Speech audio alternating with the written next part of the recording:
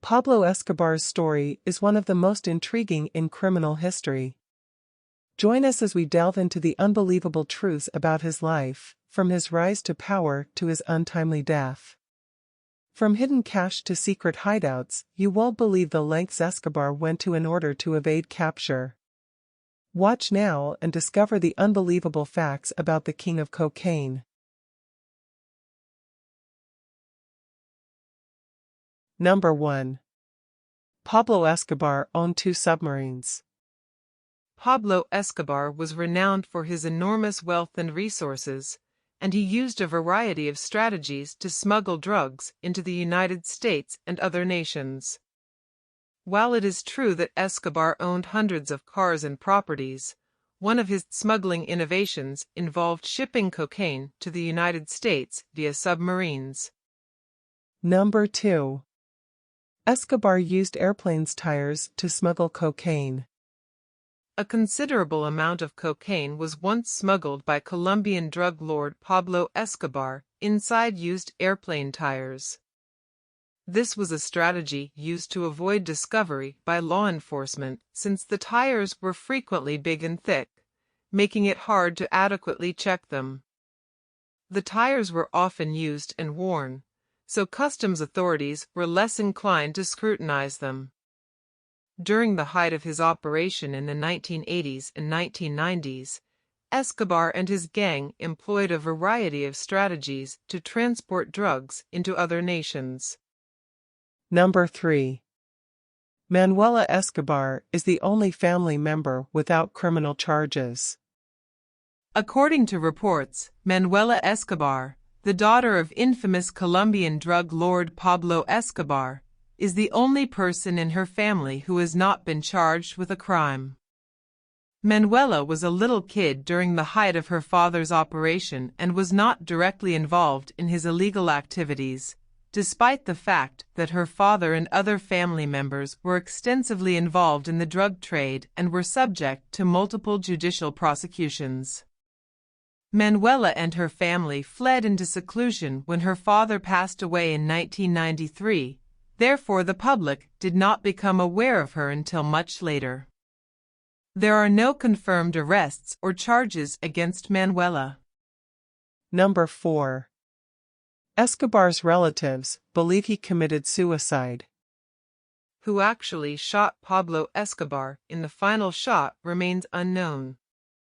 According to the official account, Escobar was slain on December 2, 1993, in Medellin, Colombia, during a police operation.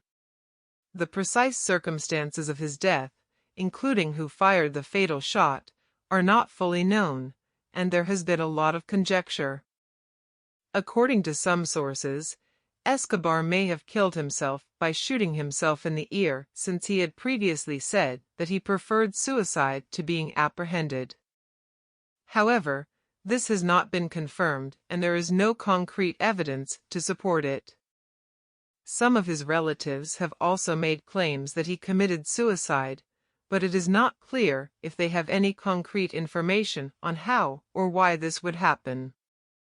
In any case, the exact circumstances of Escobar's death remain a mystery and one of the more enigmatic facts about him. Number 5. Radio trilateration technology was used to track Escobar. In Medellin, Colombia's Los Olivos area, Pablo Escobar passed away. Brigadier Hugo Martinez, in head of the search block of the Colombian National Police, a specialized force established especially to track down Escobar, oversaw the operation to apprehend him. The search block triangulated Escobar's radio-telephone communications using cutting-edge radio tracking equipment to find him. This made it possible for them to locate him and finally corner him near Los Olivos, where a fatal firefight took place.